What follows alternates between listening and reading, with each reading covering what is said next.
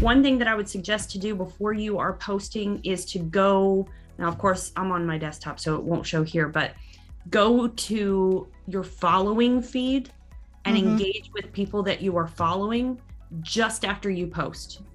Okay. Right after you post, go in, because those people, when you go to that Instagram, when you go to home, you tap on Instagram and then you go to following, those are the people you are following that have most recently posted. Oh, So okay. they are most likely still on the platform, and that initial bump that you'll get from them engaging with you, hopefully, because you've engaged with them, that initial bump will push your content more. Okay, I didn't realize that's what following meant. Okay, good to know. Yeah, those are the people that's